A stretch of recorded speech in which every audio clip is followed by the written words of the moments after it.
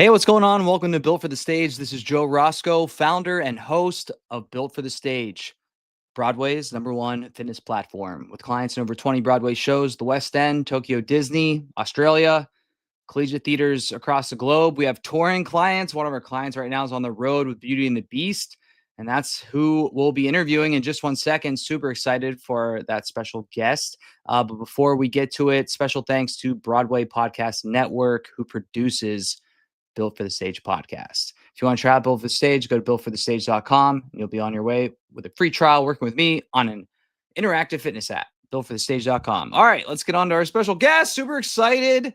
They're playing this iconic role, Gaston, in the Beauty and the Beast tour. And I don't know if it gets any more Built for the Stage than that. There's many ways of being built for the stage. It's not aesthetic only. That can you hit the step over and over again? Can you be reliable on an 8-show week? Can you, I don't know, do what's asked of you and be durable enough to continue to do what's asked of you? But, if there's a character on the stage that someone might be like, oh yeah, that person, they definitely take their fitness seriously. It's someone who plays the role of Gaston. So from Durham, North Carolina right now, please welcome Stephen Mark Lukas. Hello, Hey, what's Stephen. up? Hey, how's it going? Thanks for being on the podcast. Thanks for taking a break from eating chicken and broccoli or doing some dumbbell curls. Appreciate your time. Happy to be here. Thank you. Just teasing.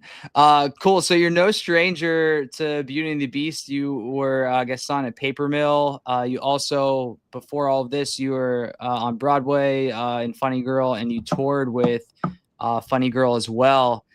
Not only are you back with a familiar show of Beauty and the Beast, but is there a familiarity to tour life? I want to jump into tour life. No matter what the show is it still you can expect the expected, quote unquote, or does each tour kind of bring its own enjoyment yet challenges? Yeah, no, that's a great question. I mean, I think, the first time I toured was with Book of Mormon back in 2012, 2013, 2014. And touring was very different then. That was a huge show. We had these enormous sit downs. So we were in a city for 4 weeks, 3 weeks, sometimes a week, but you'd have just bigger engagements. And now, just for a number of reasons, the sort of the economy around touring has changed. The contracts have changed, and it's a lot more 1 week, 2 week engagements than it is those big long sit downs. So for the most part, that tour doing Book of Mormon way back, 10 years ago was a very different experience. And my first experience really touring week to week, where you have a week in a city, and then you close Sunday night, and then Monday's your travel day, and then you open in a new city Tuesday, and you sort of rinse repeat for weeks at a time. Yeah. My first experience really doing that was with Funny Girl. We launched in 2023 and then closed just this past April. So it's definitely, it's a lot of the same cities, which is cool because I get to sort of cycle back to a lot of these places. And it's I'm a creature of habit, especially when I'm performing. I really, really build a routine and stick to it, and I get very sort of anxious if I don't. So it's good in a way to sort of I'm in Durham right now. We were here with Funny Girl, so I know where to get my coffee. I know where the gym is. I know where to get healthy food. And so that's kind of the game for me, is just building that routine. And if it's somewhere I haven't been before, really finding all those places and the ways to sort of take care of myself. And I'd say the biggest difference, Funny Girl was a big sing. It was vocally more difficult than this.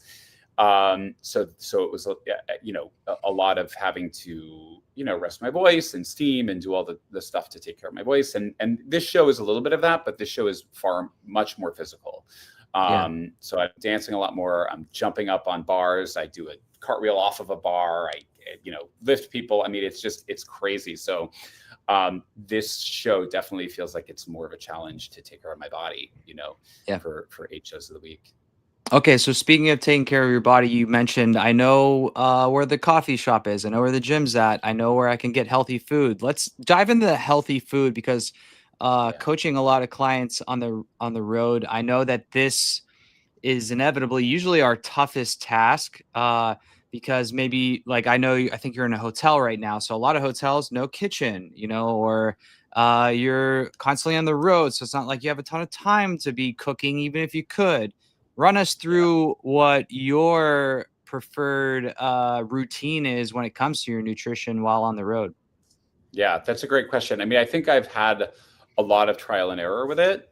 Because you first get on the road and you're like, oh, you kind of feel like you're on vacation, right? Because you're like, I'm in a hotel and I can just order Uber Eats and I can just eat the free hotel breakfast. And then like after a while, you realize like, oh, I'm not, either I'm not eating enough calories, or I'm eating too late at night, which is affecting my sleep, or I'm just not eating the right thing. So I sort of went through all that with Funny Girl, and with this, I've had to sort of dial back in and like find some strategies that work. So I'd say, the biggest thing for me is, if I focus on my sources of protein, I'm okay for the day. So, that involves for me, like really trying to find a good source of protein when I get up, whether it's like eggs at the free hotel breakfast, if we're staying at a hotel that has that.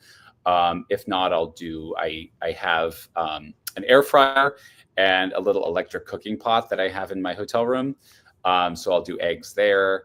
So just trying to get some protein in first thing in the day and get calories in. This show, I don't really like to eat too close to showtime.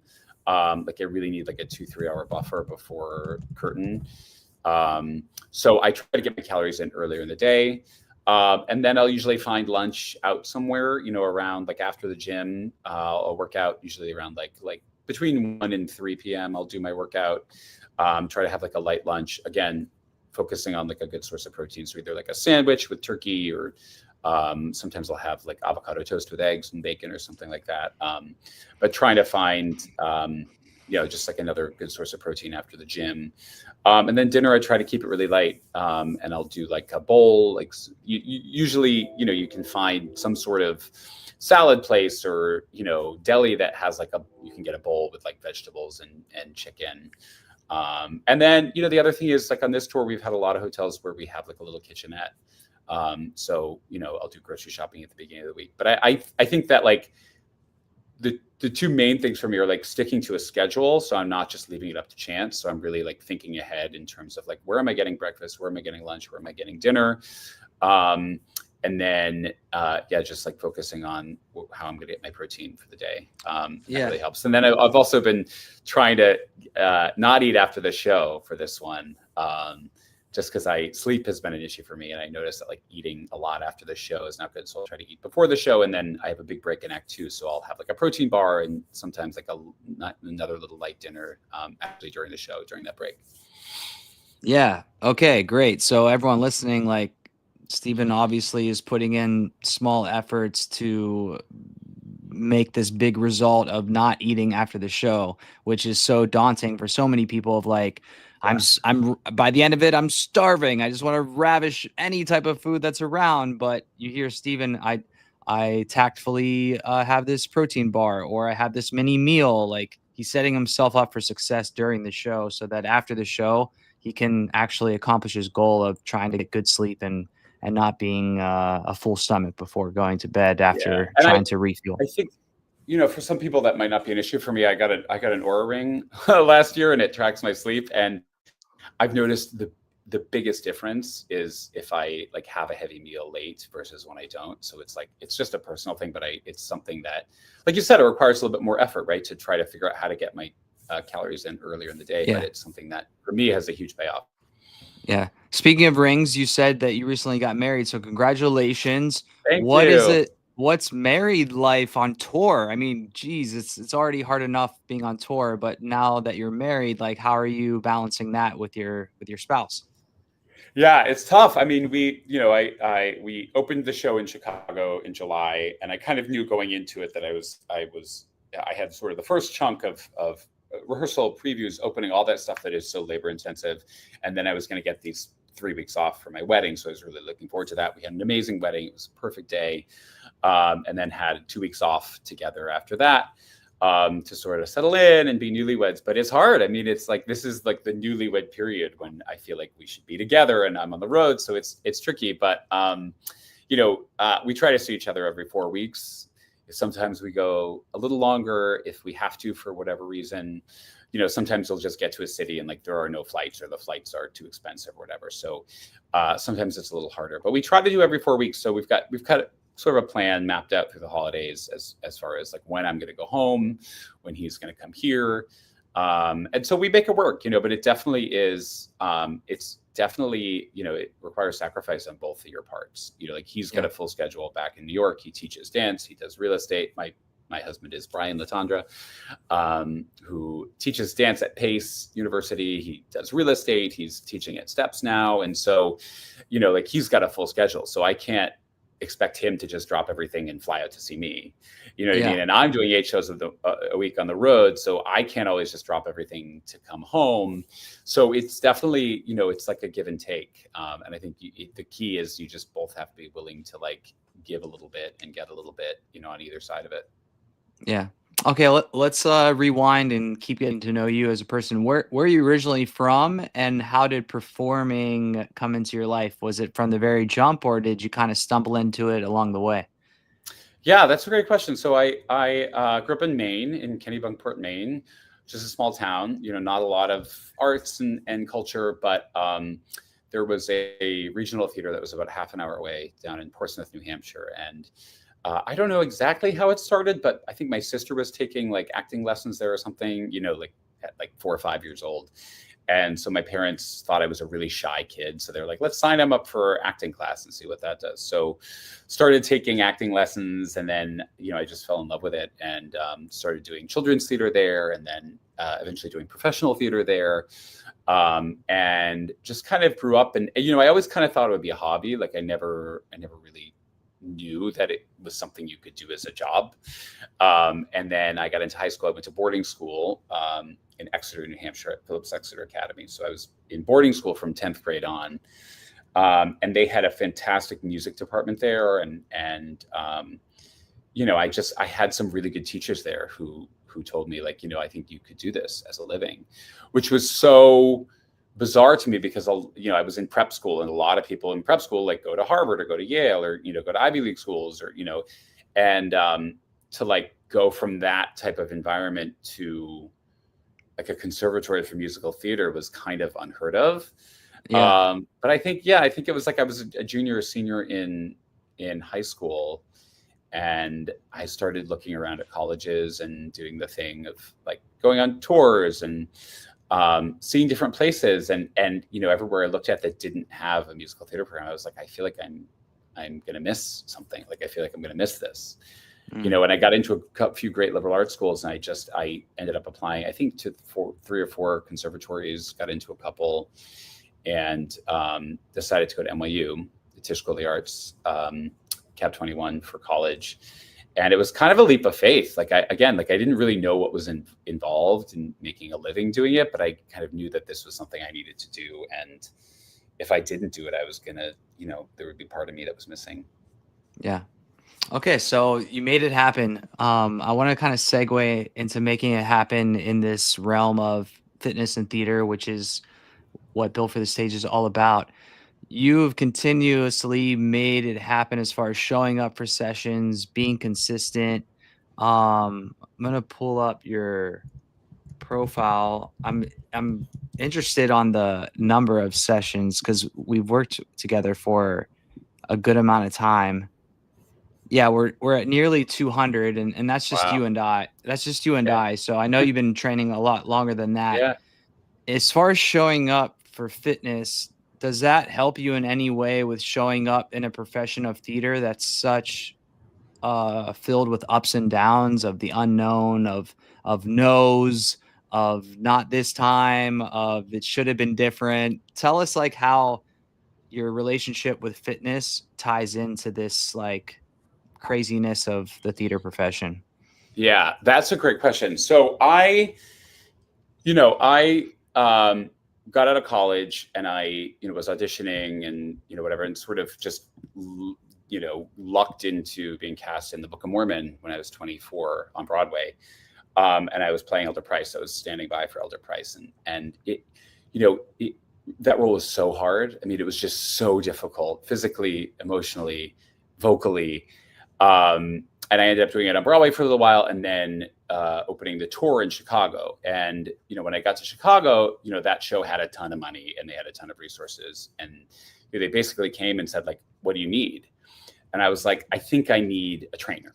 Like, I think I need, so something in me was like, I had been going to the gym for years and kind of just like doing the thing we all do sometimes, which is like, I look in the mirror, I'm like, oh, I want my chest to be bigger, so I'll do bench press today. Or like, I think I should have bigger shoulders, so let me do the, just sort of like, just what I felt like that day. And I just didn't have a program. Yeah. You're covering your eyes because it's like, we all do that. No, I'm just saying like, I'll just do, this, just pick. Yes, exactly. You're like, oh, I'm tired today, so I'll just walk on an incline or whatever. I never had a program.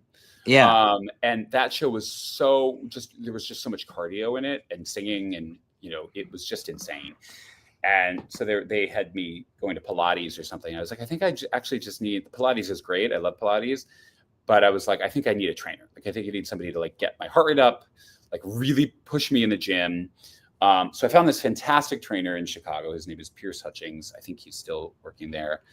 And he just changed my life. I mean, the workouts were insane. It was like 45 minutes nonstop, a lot of, for trainers, fitness pros out there, like it was a lot of like peripheral heart action stuff, like blood shunting and like up and down and upper body, lower body, and like working in legs. And like for that role, it was exactly what I needed. And he just really inspired me. And I started to feel in real time how, being on the road is hard mentally, emotionally, just how getting a good workout every day, like really improved my day. Because it can be really hard. Like some of these cities, like there's not a lot going on. And so, you just feel like you're kind of like stuck in this, generic hotel room all day until you go do the show. And the show is great and that's exciting. But the rest of the day, you're kind of like, what am I doing here? So, just the, right. the mental, emotional boost of getting a good workout, also feeling like I was building mastery at something that was going to serve me long term. And then the real like physiological benefit of, my job on stage became easier, and I could feel, I could sing better, I could breathe better. I was, my dancing was better. Like my performance just started improving. And it's something, I've heard you say a lot, which is like the hardest thing in my day was no longer doing the show. The hardest thing in my day was my workout. And then the show became a lot easier. And so that's, kind of where I started. And I got certified as a personal trainer. Just because I was so fascinated by it and interested in it and wanted to learn about it. And, then just kept coaching, and, Built for the Stage has been great. It's really helped me just have a template, even if it's not perfect every day, even if I can't do the full workout every day, or even if some days I, have to take an extra day off because I'm tired from the show or whatever, just having something to go back to, and kind of know what the parameters are. And then, if I have to make a few little changes here and there, I do that. But just having that as sort of the backbone of my program, so I can, no matter where I am, right? I'm in a hotel gym, I can mimic most of the exercises with dumbbells if I have to. We were just talking about this before we got on, like some cities have an amazing gym. We were just in Minneapolis, and it was this incredible fitness facility that we had access to. And some cities, you got to kind of make do. So, just having that program to sort of serve as the backbone. And then, making changes or deviating from it as needed. Yeah. How about when you're not in the show? Is fitness or any other like routine or things about your life that are pillars that kind of keep you centered when you're in that audition grind of the yeses and nos? And I'm just trying to pull from you a bit of like, because for you to have booked all the things that you have booked, there's obviously been times where it's been tough. And I think what separates the most successful from those who fall off is those things that keep you centered when you're not booking. So is there anything aside from fitness or is your fitness different while you're not in a show? Yeah. Tell us just about when you're not. Yeah. I mean, the in-between times are that's, to me, like that's what we kind of get paid for. You know what I mean? Like that's the job, is like doing a show is the fun part. All that auditioning, like that's really where the rubber meets the road. Meditation is really helpful for me. I wouldn't say that I have like a rigorous meditation practice, but I do it pretty much every day, kind of in different ways, whether it's guided meditation or I subscribe to an app that does it. Especially auditioning. I mean, I have a lot of performance anxiety, and it's usually worse in like an audition setting than it is, if I'm doing a show 8 times a week. And so meditation is like, that's gold for me. If I can take, even 10 minutes, even 15 minutes a day, that's huge for me. The other one I'd say, can we jump into that really quick? Sure. Because Absolutely. that performance anxiety, especially ahead of an audition, I'm sure 99 out of 100 performers will say like, "Oh, I relate." So the meditation that you tend to do before those moments, is it always the same? Is it just a simple like steadying yourself, silencing yourself, or is there certain things you're saying? Yeah, tell us a bit like what that process is when that's happening to you. Yeah, I mean, I think, there's two things. One is, there's a saying, you can't dig the well for, when there's a fire, like you have to dig the well, first, and then you'll have the water to put out the fire. I don't know exactly what the saying is, but it's something like that. So Yeah, thinking of it as something that, yeah, exactly. So thinking of it as something that, I'm doing every day so that when the big audition comes, I'm sort of prepared for it. Like I've had this experience of mindfulness and I'm sort of just in a better place with it. Cause it's hard. Like, I didn't meditate for a few weeks while I was off getting married, came back, and like, it takes a while to sort of get your mind back into that, finding that really, really quiet place. So it's something that even if it's like, again, 5-10 minutes a day, just doing it consistently really helps when those big moments come. But then when there's an audition or, a concert, like sometimes I do symphony concerts, and those cause a lot of anxiety for me because it just feels like this big moment and you only get one shot at it. I'd say the biggest benefit of meditation for me is finding a way from my mind into my body. So really making it, being mindful in my body. So I'm not just thoughts that are spinning out. Like I have the experience of it in the moment and experiencing all those thoughts and emotions as a sensation happening in my body rather than, just letting my mind sort of spin away with it. So that's, doing like a body scan. A lot of, there are a lot of really good guided meditations sort of that the goal is to really, become embodied rather than just thinking about everything. So that's where it sort of sits for me. And I notice on stage too, like the times where I'm really, my mind and my body are in the same place and I'm really experiencing everything as a physical sensation rather than, what we all do sometimes, which is acting or singing just kind of from here up. And having it be a whole body experience like that is really, and that feeds into fitness, right? Like the more I'm going to the gym and keeping in shape, the easier it is to be in touch with my body in that way. Yeah. I love what you're saying about the well, because so often the general population or the general masses within the theater industry or any industry that requires excellence, what shows up on the stage isn't what's showing up in that given moment. It's what was a week ago, 2 weeks ago, 2 months ago, 2 years ago. And I love, like, I was trying to get out of you like, oh, what's that meditation you do right before you go into the audition or whatever? And then you so, wonderfully said, well, it is before that moment, but it's also the consistent practice day in and day out that allows me to even get to that place because I'm not just kind of like pulling it off the dusty shelf and expecting it to just work for me, right there instantaneously. So I love that. Yeah, I mean, it is. It's definitely an ongoing process, and I think it's the same with fitness. Where like, you sometimes you'll get a call and have to go in for an audition or a photo shoot or a episode of a TV show or whatever. And like if you have been doing your program religiously, like you're going to be in a better shape. And I don't just mean physically, aesthetically, but mentally too, to sort of approach those big moments that can happen, like that. Yeah. Okay. So in the kind of taking a turn back to Beauty and the Beast and getting a little silly here, you don't get to wear the puffy arms and the big padded chested suit like maybe we see the characters in, I don't know, Disney World Park or maybe a middle school production of Beauty and the Yeah. Beast Junior. It's actually you. So Yeah. I know that plenty of people out there like to get like a pre-show pump, a mid-show Uh-huh. pump. Like what's Steven doing in the wings before maybe making a particular entrance? Yeah, tell us the secrets. A great question. I would say, there aren't any secrets. I do have like resistance bands, so sometimes I'll do a little resistance band. I try not to worry about it too much. I mean, I think,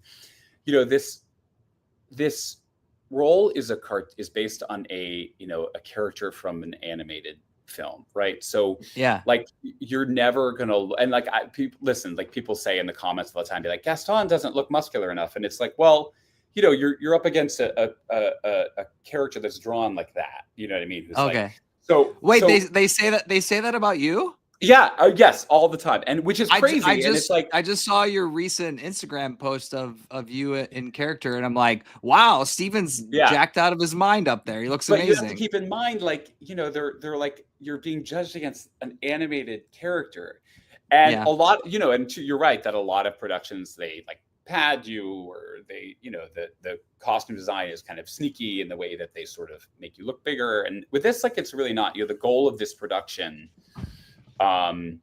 was, a lot of things, to make it a little bit more contemporary, but also to make the characters more real and make them real human beings. That was the first thing, when it came in. And when I did it at Paper Mill, it was a wonderful production.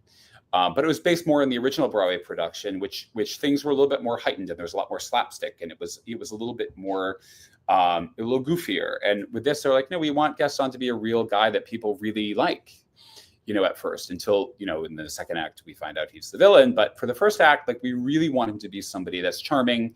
The audience falls in love with him. The audience really likes him. And, so that took a little bit of the pressure off of me to, like, I didn't feel like I had to become an action figure. But yeah, I mean, you're up against that, like, the visual, which is such an iconic role. And so from the get-go, I was like, you know what, I'm not going to make myself a cartoon character. I just can't do that. It'll be me. It'll be my body. It's my arms on stage. Like, yeah, I'm going to just do the best I can with it, and just make him a real person. And that, I think, has served me really well, just sort of taking the pressure off. And it allows room, right, for me to, like, have a really great week where I'm working out a lot and I feel great, and, like, a week where I'm, like, tired and not able to get to the gym as much or whatever. Like, I'm able to sort of just live my life and sort of be a human, which is great.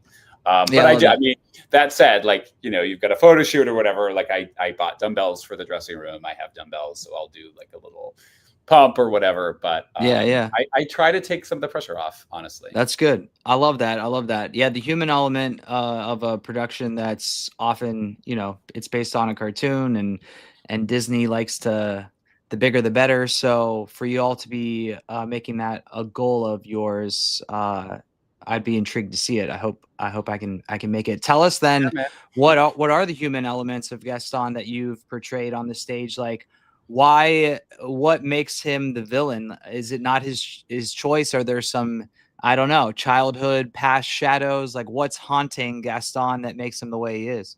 Yeah, that's a great question. I mean, I think, what's fun about playing the character is that, he enjoys everything he does so much. Like, he enjoys himself so much. He enjoys, like, pursuing Belle so much. Like, he even, like, hunting and, like, drinking beer and, like, doing all the stuff he does in the tap. Like, everything he does, he just loves doing it, that's what's so much fun to play. But I also think, unearned confidence is one of the funniest things you can do as an actor. And that's all he is. You know what I mean? Like, that's, just watching somebody that's so confident and so sure of themselves, even though they have no reason to be, like, he's a little dumb, but that doesn't stop him from, proclaiming things. And so it's like unearned confidence is really fun to play as well.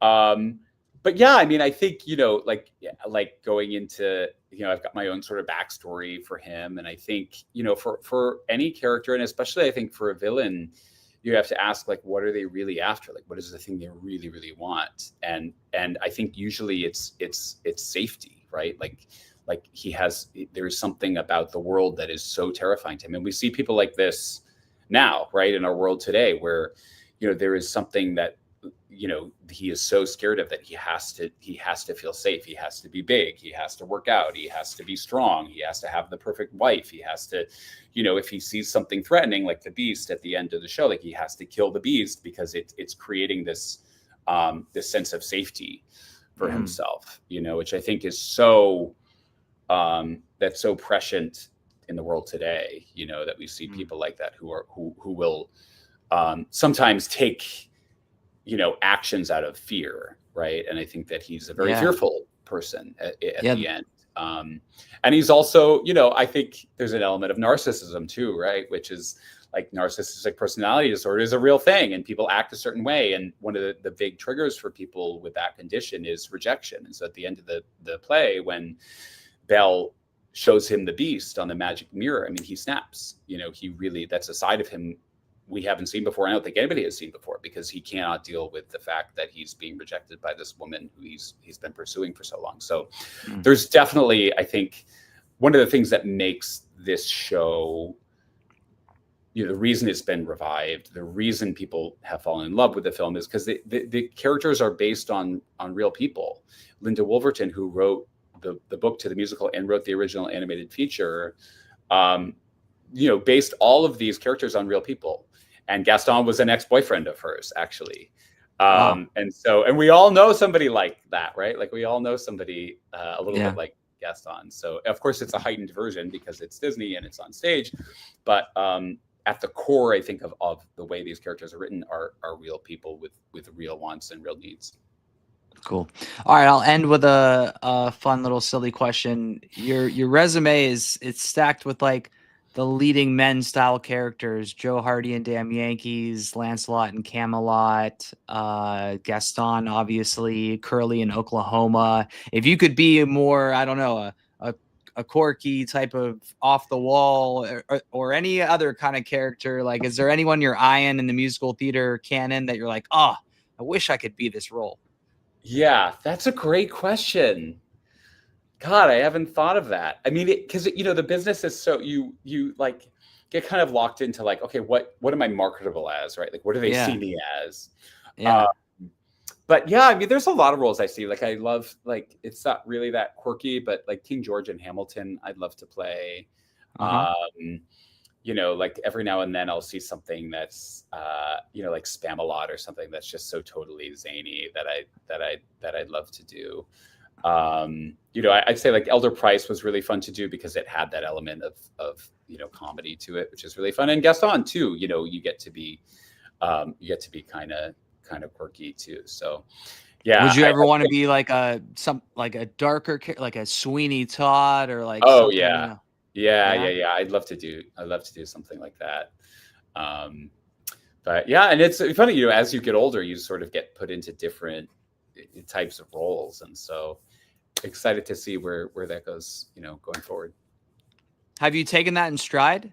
You're not Steven, I don't know, the 19-year-old. Now you're Steven, the more seasoned vet. Like, has that been tough for you, or have you just kind of evolved? Have you just kind of gone with it? I kind of knew. It's funny, like the way that I kind of came into the business, I kind of knew that I was going to be in my 30s and 40s when I sort of hit my stride for like the kinds of roles that I was technically equipped to play and wanted to play. And that's so far been kind of true, that like playing Nick Arnstein in Funny Girl and doing Gaston and Beauty and the Beast, and like these roles that I kind of always knew I was right for. But when I was 20 years old, I was too young. Like, it just wasn't believable. So I wouldn't be cast in them. And sometimes I'd be cast to understudy or whatever. So, I think, but, there's also an element, I think, when you get older that you really stop, there's a desire to really stop sort of putting anything on.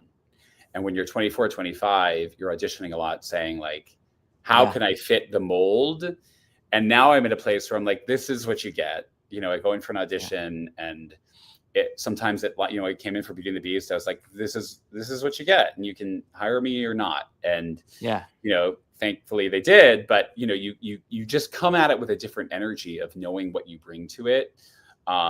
and sometimes people surprise you, right? Like sometimes you'll get called in for a role and you'll be like, oh God, I never thought of myself as that, but that's really exciting. Let me try to do that. But I think there's an element of the chasing that goes away, or the striving, that like trying to shape yourself to fit a certain mold kind of drops away, and you're left with people hiring you to do what you naturally really do. And that's really special. And that's an exciting place, I think, in your career, you know, when you just can show up and, you know, I walk on stage as Gaston and like, it's me. I mean, it's a heightened, you know, version of me, but I feel like that kid again, who, you know, first started, you know, putting on the, you know, cast albums and dancing around my room, you know, like it feels like that. It just is sort of innate expression of myself rather than trying to be something else. So that's, I think that's a good place to be. Yeah. I have this conversation with many guests, and I always like to say it's hard enough to be yourself and go in and try to, you know, display a character. It's another thing to have to be yourself, pretend to be someone you're not, as you're pretending to be the character that you're auditioning for.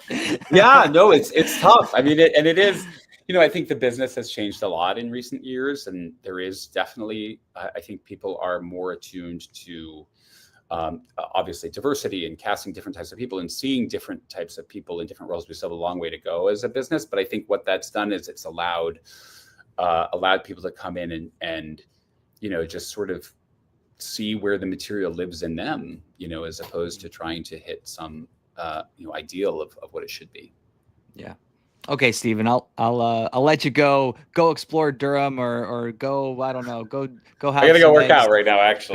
Go work out, go have some leftover eggs from the morning breakfast at the hotel, you know. Just teasing. You said you're a creature of habit. There's a great brand from a friend of mine, Creatures of Habit, but the creature, it's spelled with a K, and they make a bunch of like great stuff for when you're on the road, like overnight oats nice. mix, like in a packet that just popped in my head. I wanted to make sure that I'll check that out. Said that to you. Yeah. But pleasure having you on the show. Thanks for your time. And yeah, everyone that's listening, make sure you go check out Stephen and the rest of the cast in Beauty and the Beast on tour. See you later. Thanks so much. Okay. Thanks, Stephen. All right. Stephen and Mark Lukas, Built for the Stage fan, playing Gaston in Beauty and the Beast. Make sure you give Stephen a follow on the gram. We'll put his handle in the description of this episode, as well as anywhere else you can find him online. Thanks again for listening. I'm Joe Roscoe. Actors or athletes, train like one. Later.